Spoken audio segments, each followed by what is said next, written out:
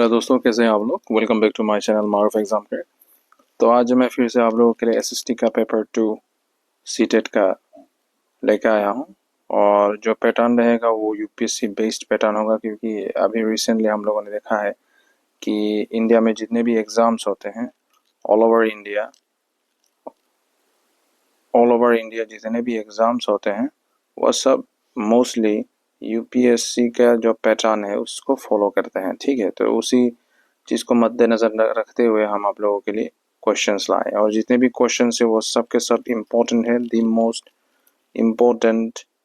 ठीक है, important questions for your CTET 2025 examination. Alright guys, so ignore मत कीजिएगा, ये जितने भी क्वेश्चंस मैं आप लोगों के लिए ला रहा हूँ इस टेस्ट के सीरीज में सबके सब प्रीवियस ईयर से इंस्पायर है। एट द सेम टाइम सब क्वेश्चन जो है ये द मोस्ट इम्पॉर्टेंट क्वेश्चन है। मैं आप लोगों को ये कह सकता हूँ कि करीब 70% चांसेस है कि इन्हीं में से कुछ क्वेश्चन आप लोगों को मिल जाए। तो अभी तक अगर आप लोगों ने मेरे चैनल को सब्सक्राइब नहीं किया तो go ahead, do subscribe, do like, do share with your friends and don't forget to do the comment. Alright, आप लोग जितना सब्सक्राइब करेंगे उतना मैं मोटिवेट होऊंगा, उतना ज़्यादा वीडियो बना पाऊंगा, और आपका भी अच्छा है उसमें, हमारा भी अच्छा है। तो चलिए शुरू करते हैं without further wasting any more time. Alright, तो हमारा पहला प्रश्न जो है, consider the following statement regarding the Indus valley civilisation. हम लोगों ने कई दफ़ा पढ़ा है इंडस वैली सिविलाइजेशन के बारे में। वो क्या है? हड़प्पन सिविलाइजेशन। ठीक है, ये सब क्या है? मोहनजोदारो, सब इंडस वैली सिविलाइजेशन के तहत आते हैं। तो इंडस वैली सिविलाइजेशन में बोला गया इनमें से कौन सा स्टेटमेंट वैलिड है? इन ऑप्शन में से most of the cities followed a grid pattern of town planning. इसमें देखिए क्या कहा है कि most of the cities followed a grid pattern of town planning है। grid pattern of town planning होता है, उसमें हमने देखा है। ठीक है, उसमें टाउन जैसे कि सिटाडल हो गया, ड्रेनेज सिस्टम हो गया, ठीक है, और 2/3 3/1 रेशो के जो ब्रिक्स वो भी हो गए, ठीक है, मिले हैं। टाउन जैसे कि मॉडर्नाइज्ड वे ऑफ सिटी जैसे बनते हैं वैसे वहाँ पे पाया गया है। दूसरा जो कहा है कि drainage system were more develop than those of the contemporary civilisation. Exactly, drainage system भी है आज के जैसे ड्रेनेज सिस्टम होते हैं उसी तरीके से उनके ड्रेनेज सिस्टम थे। आज से करीब करीब इतने साल पुराने में लोगों के पास ये आइडिया कहाँ से आया, किस तरीके से उन्होंने, it's an kind of marvel you can say. Alright, evidence of iron tool has been founded from Harappa. देखिए उस समय they are not been known to iron, उनको आयरन उसके बाद डिस्कवर हुआ है। ठीक है, तो आयरन उस समय नहीं था। उस समय क्या था? ब्रॉन्ज और टीन था। ठीक है, ब्रॉन्ज और टीन हमें मिलता था।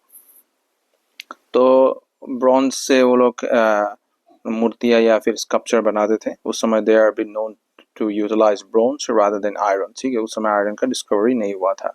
So we can say that option A and 2 are the correct. So that's why here is the answer. Option A is the correct.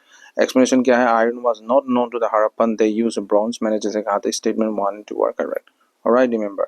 With reference to the Indian Constitution, consider the following statement. ये polity से पूछा गया है, Indian Constitution से refer है कि कौन सा statement सही है Indian Constitution के तहत। ठीक है, the right to equality is available to both citizen and foreigner. ऐसा कुछ है क्या?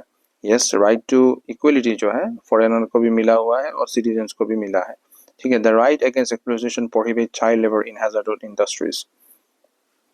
क्या है? सही है। यस, एग्जैक्टली, ये बात करता है 23 ह्यूमन एक्सप्लॉयटेशन के बारे, sorry, human traffic and exploitation के बारे में बोला जाता है आर्टिकल 23 को। ऑलराइट, सो ये बात करता है, it is about the if you know expose a child in a child labor, that will be known as an exploitation of human. all right, so you should know about that.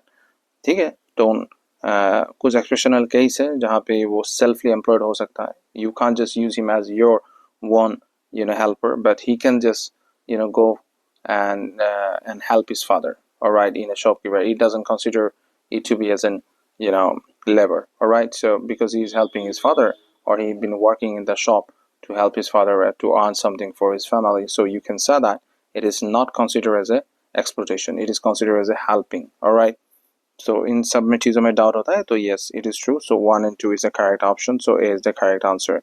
The right to freedom includes protection against double jeopardy. ये totally and bogus statement है। ठीक है, इससे हमें कोई मतलब नहीं है। नेक्स्ट क्या है? Consider जैसे कि jeopardy, double jeopardy is under the article 20 आता है, ठीक है। Consider the following statement about the French Revolution. French Revolution के बारे में हमें पूछा गया है कि कौन सा स्टेटमेंट फ्रेंच रेवोल्यूशन को कंसिडर करता है, ठीक है। It lead to the abolition of feudal privileges. The slogan liberty equality fraternity emerge from it, ठीक है।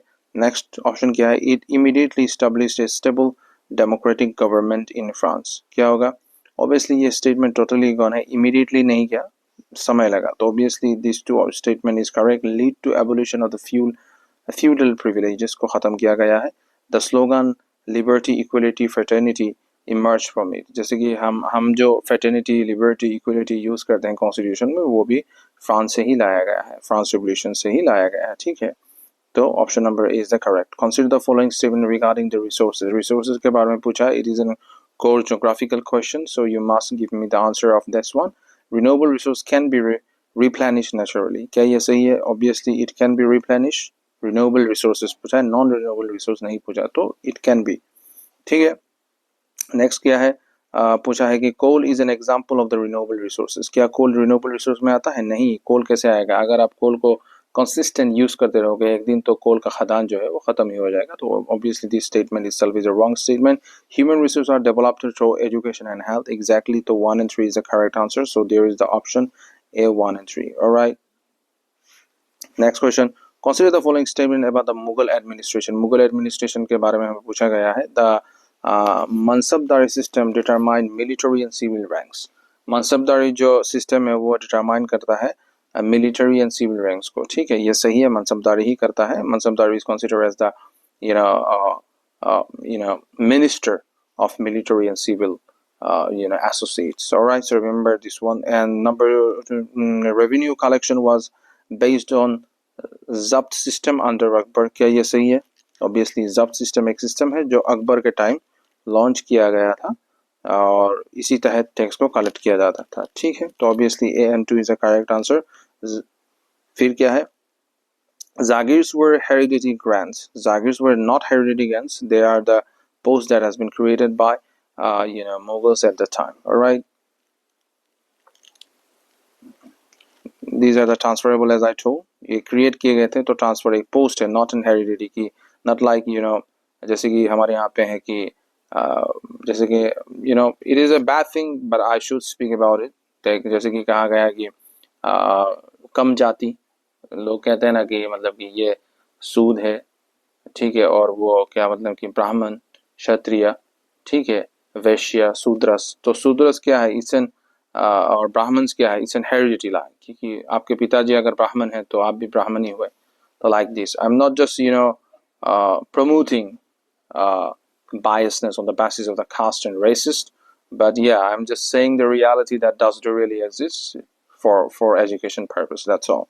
Consider the following statement regarding climate. Climate के बारे में पूछा है, ठीक है। क्या है, weather refers to short term atmospheric condition, ऐसा कुछ है क्या? वेदर को रेफर किया जाता है शॉर्ट टर्म के लिए। Atmosphere climate refer to long term average weather patterns, ठीक है, एवरेज लॉन्ग टर्म के लिए। ठीक है, monsoon wind blow due to differential heating of land and sea. देखिए स्टेटमेंट जो 3 है ये एब्सोल्युटली करेक्ट है। मॉनसून विंड का डिफरेंशियल होना डिपेंड करता है लैंड का हीट और सी का कोल्ड, या फिर सी का हीटनेस और लैंड का कोल्ड के ऊपर डिपेंड करता है monsoon. Climate refer to long term average weather pattern. Yes exactly, climate जो है वो लॉन्ग टर्म के लिए बोला जाता है क्लाइमेट, और वेदर जो है वो शॉर्ट टर्म पीरियड के लिए। जैसे कि समझ लीजिए आज जैसे कि बहुत ठंड है, ठीक है, तो आज है ठंड, ऐसा नहीं है कि कल इतना ही ठंड होगा, तो इसे कहते हैं वेदर। फॉर एग्जाम्पल जब आप मोबाइल फोन में देखते हो कि आज दिखा रहा है कि 14 डिग्री सेल्सियस या फिर 3 डिग्री सेल्सियस, ठंडी का मौसम है इसलिए मैं नीचे से बोल रहा हूँ, या फिर 4 डिग्री सेल्सियस, आज अगर 4 हुआ तो कल 2 भी हो सकता है या फिर 14 भी हो सकता है। So this is called weather, the short term atmospheric condition, जिसे हम क्लाइमेट जो है वो रेफर करता है लॉन्ग टर्म कंडीशन को, और मानसून जो है वो डिपेंड करता है heating of the land as well as the sea, as the sometimes the heating of the sea and cool down of the land. All right, so this is why the option D is the correct. 1 2 3 all are correct. Consider the following statement about the non-corporation movement. History से question पूछा गया है, modern history non corporation movement के बारे में। It was launched in 1920 under the Mahatma Gandhi. ऐसा कुछ है एग्जैक्टली 1920 में ही लॉन्च किया था, महात्मा गांधी ने किया था। It included the boycott of the foreign good and institution, exactly foreign good को अवॉइड करने के लिए। It was withdraw after the Chauri Chaura incident, हमें पता है चौरी चौरा इंसिडेंट के बाद में गांधी जी ने इस चीज को विड्रॉ कर दिया था, क्योंकि it's violate the rule of the Gandhis that he told that there should not be any kind of violation while you just really do movement in the country at the time. So people done that, go against the rule of the Gandhis, and that's why the Chori Chora incident has been happened. Long story है किस तरीके से police थाने को जला दिया गया था उस इंसिडेंट में, ये हम दूसरे किसी वीडियो में बात कर लेंगे, लेकिन अभी के लिए ये ज़रूरी है। तो या दैट्स द ट्रूथ। ऑलराइट, सो ये तीनों जो इंसिडेंट है ये करेक्ट है, so option number D is the correct, 1 2 3। Alright guys, don't forget. Next question क्या है? Alright, so which of the statement give, अच्छा ठीक है, नेक्स्ट क्वेश्चन क्या है? consider the following statement regarding soil erosion. soil erosion के बारे में पूछा है, कोर ज्योग्राफी है, go ahead give me deforestation, acceleration, soil erosion. yes, deforestation के वजह से soil erosion होता है, पेड़ काटोगे तो मिट्टी ढीली हो जाएगी और गिर जाएगी, ठीक है, बिल्कुल सही है। नंबर 2 क्या है? counter plowing help in soil conservation. yes, counter plowing को आप अगर काउंटर करोगे तो ऑब्वियसली सॉइल कन्वर्सेशन जो है हेल्प इन सॉइल कन्वर्सेशन होगा, ठीक है। तो it is also incorrect statement. Soil erosion has no impact on agricultural production, क्यों इम्पैक्ट नहीं होगा? Soil erosion is a very big impact on the agriculture productivity. All right, so remember this one. Which of the statement? Obviously statement 1 and 2 is the correct answer, so we'll go for 1 and 2. Consider the following statement about the directive principle of state policy. हमें पता है DPSP, ठीक है, directive principle of state policy are the rules that are being set to the government to make law according to that one. All right, so these are the rules book you can say for the government to make laws according to that one, you know. So directive principle के बारे में पूछा है, they are non-judicial in nature. Exactly, you can't just challenge the directive principle in the court. सही है, ठीक है। Next क्या है? they aim to establish social and economic democracy. exactly, establish इसीलिए किया गया है कि आर्थिक और डेमोक्रेसी दोनों को बैलेंस करके चलाया जाए, ठीक है, देश को। they can override fundamental rights, कभी नहीं, fundamental rights are superior in compared to directive principle of state policy. All right, so obviously 1 and 2 is the correct answer. Consider the following statement regarding the green revolution. green revolution के बारे में पूछा है, हमें पता है green revolution कब start हुआ था? 1960s में। कहाँ पे हुआ था? साउथ अमेरिका, मैक्सिको में, पहले मैक्सिको में स्टार्ट हुआ था, फिर कहाँ हुआ? इंडिया में आया था in around 1965 to 68. all right, या फिर 62, मैं भूल गया। it lead to the increased use of HYV seeds. exactly, hybrid seeds का introduction हुआ था। it was confined mainly to wheat and rice crops. exactly correct, ये ज़्यादातर mainly wheat और rice के लिए ही किया गया था। all right, ताकि इसके उत्पादी जो है वो ज़्यादा से ज़्यादा हो और लोगों को खाना पहुंचाया जाए, ठीक है। तो 1 and 2 is the correct answer. Consider the following statement about the democracy. Democracy के बारे में पूछा, it is also in core subject of polity. Democracy allow people to choose their leaders. exactly, democracy से तो हम चूज करते हैं ना अपने नेताओं को, ठीक है। दूसरा क्या है? Democracy ensure economic equal for all citizens. No, it does not. Democracy के कहाँ से इकोनॉमिकली बैलेंस लाएगा, ठीक है। Democracy is not a part of economy, to be honest, directly not, indirectly may be in some places और some part. Democracy promotes accountability of the government. exactly, democracy है इसीलिए the government is accountable to the people.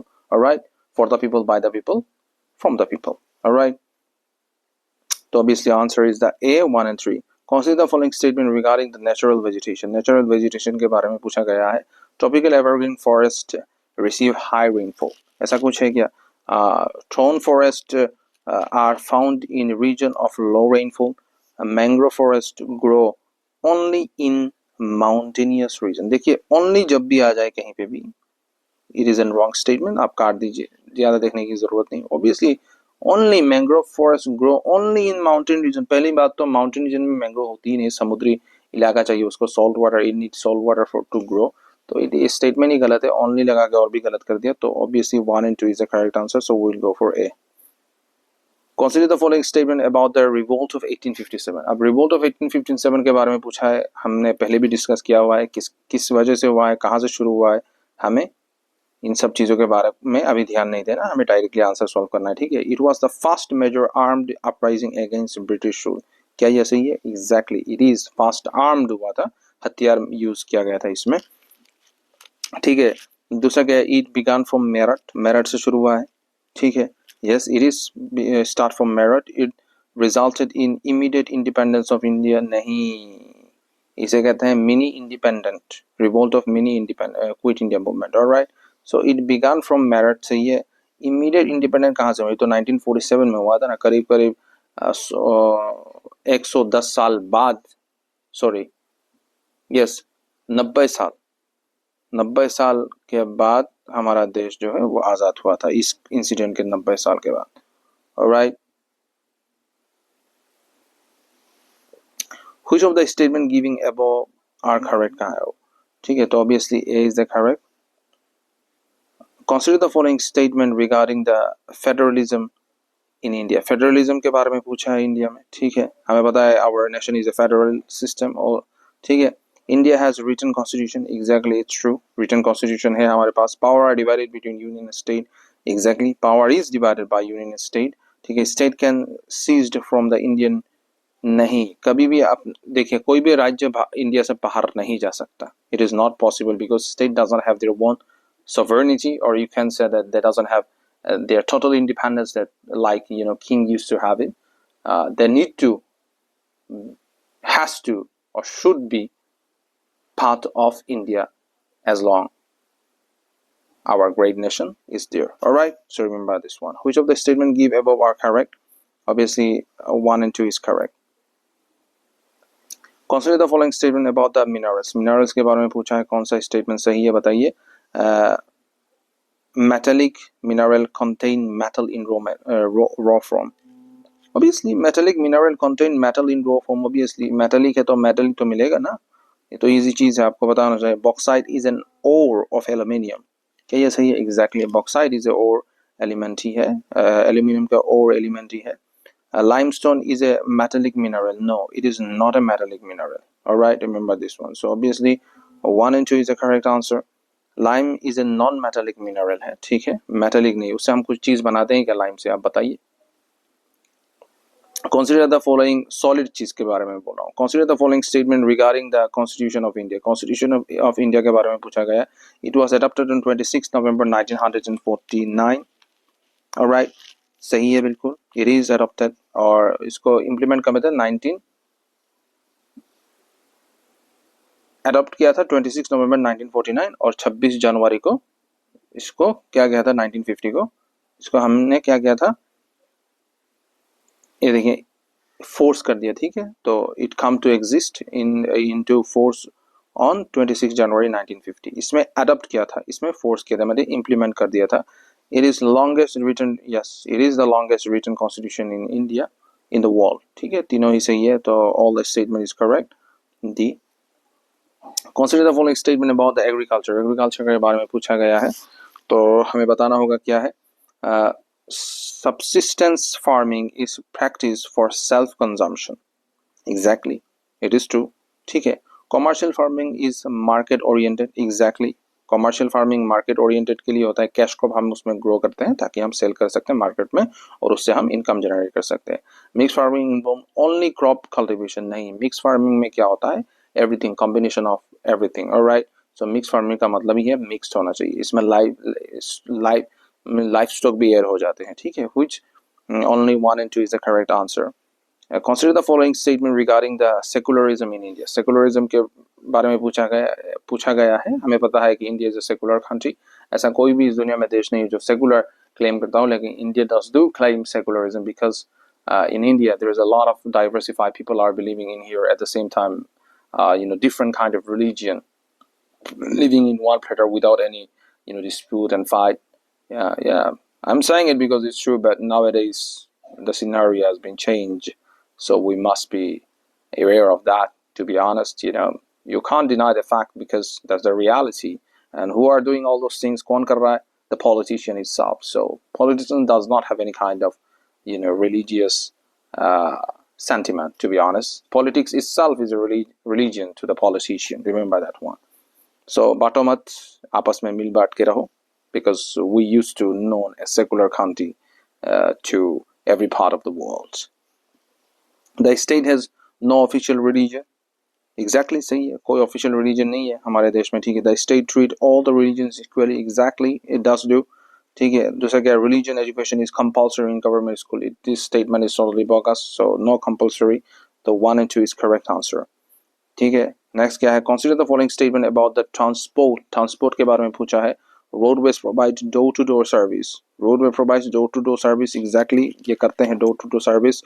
Waterway are the cheapest means of transport. Exactly, these are the cheapest way of transport. Waterways नदी के तहत या फिर पानी के तहत जो भी ट्रांसपोर्ट किया जाता है वो सबसे चीप और सस्ता होता है. Remember this one. Airway are the mainly used for the heavy and bulky goods. No, they are not used for the bulky. ज़्यादा वजनदार चीज़ों को मूव कराने के लिए हम एयरवे यूज़ नहीं करते, हम शिप या फिर रेलवे यूज़ करते हैं. रेलवे भी बहुत कम यूज़ करते हैं, but ship is the most important thing. अगर शिप ना चले तो भाई यानी पूरे दुनिया का जो ऐसे इकोनॉमी जो है वो ठप हो जाएगा. ठीक है, तो रिमेंबर दिस वन. तो obviously the answer is 1 and 2 only.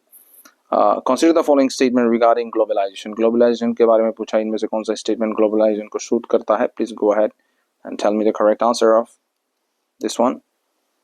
Globalisation को कौन सा ज्यादा सूट करता है? ठीक है. It involve integration of the economy. Exactly, it involve does to involve integration of economy.